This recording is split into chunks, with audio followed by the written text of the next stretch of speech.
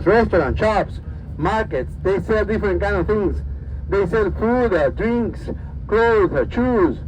Now the Cuban citizens may run now their own business. They may go out, import and sell. The government have also opened stores. You see the line there at the bank? Why? Now the government is switching to electronic payment. Electronic payment. Magnetic cards. So there is no cash. And people need cash. They have no way to get cash. Mostly are people who have pension. To your left, private property, very new. A school to your left. And to your right, now you see all cars that are US, all cars that are used as taxis. The playground to your right. In the corner, the city hall. You see Russian cars, Lada, Moshvich, year 1980s, very old houses. Some of them made of wood, and with the roofs are made of tiles. You see, very old ones. A barber shop there. In Cuba, everything is different. You see, we are restarting again. Private property again. For more than 60 years, there was not private property here in Cuba. Only government. Now the government have opened the doors to private property again. You see fire. That was one of your questions. There was fire next to the road. Well, in Cuba, first, in Cuba, we don't have 4 seasons like you have there in Canada. We don't have a well-defined winter, summer, autumn, or spring. We have only 2 seasons. Dry season and rainy season. The rainy season is from May to October. From November to April, dry season. So that's the first point. We are now in the dry season. Fires appear, show up easily. But at the same time, farmers use fire, control fire as a means to cultivate land. Remember, there is no diesel, there is no gas. Farmers do not have equipment. They don't have machines. So they don't have tractors. They still use oxen to produce the land. Very low agriculture, ancient techniques. You know, that's why they use techniques to cultivate that were used hundreds of years ago. Do you understand? For us, in our houses, let me tell you, the other question was, how many universities do we have? To your left, that's tobacco. Tobacco, they are collecting leaves. You see how they collect leaves? They dry, natural, sunlight. That's the way they dry leaves to roll cigars. They roll cigars by hand. It is not because they like. Some other countries use equipment. You know, they use machines, but in Cuba they are not. They use traditional method. That's why Cuban cigars are famous all over the world. Notice how farmers are producing more now. They are cultivating more. Well, before COVID, farmers must sell to government. Government collected and then distributed. But most of the time, government did not collect it on time, and farmers lost their crops in the field. Or they do not pay well. Now farmers put prices.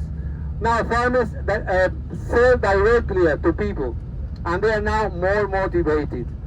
For us, now it is better. You see how they still use oxen? For us, it is better, because products exist. It is true that now it is expensive, highly expensive. It is crazy now. But products exist. Let me tell you, 6 years ago, do you remember there were two currencies here in Cuba? Yes. The Cuban convertible, the CUC, and the Cuban pesos. That was the last Well, no more CUC, no more cooks. The Cuban convertible disappeared. Now there is only one currency, the Cuban pesos. Before COVID, salaries were around 300, 400 a month. Cuban pesos. 300, 400, 500 a month. For a teacher, for an engineer, for a doctor. They increase salaries. Salaries are now 3,000, 4,000, 5,000. You may say it is better, and it is. It were better if the economy were good. If we were not living in such a deep crisis, if we were not living under U.S. economic war, it would be good. But what happened? Inflation comes. Before COVID, 1 U.S. was equal 25 Cuban pesos. Before COVID, 1 U.S. 25. Today, 1 U.S. is equal 120 government at the bank, but they don't have. You must go to the black market. In the black market, 1 U.S. is equal 300 and more. Keep that in mind. 1 U.S. equal 300, 340. 1 Canadian, 200. So when you tip U.S. and Canadian, it is better. You increase people's salaries. You help them. That's why I told you not to change your money. Do you understand? My friends, you asked me how many universities in Cuba. Well, before the triumph of the revolution, before the year 1959, there were only 2 universities in Cuba. Only 2. One in Havana, the capital of Cuba, and the other one in Santiago de Cuba, the second most important city.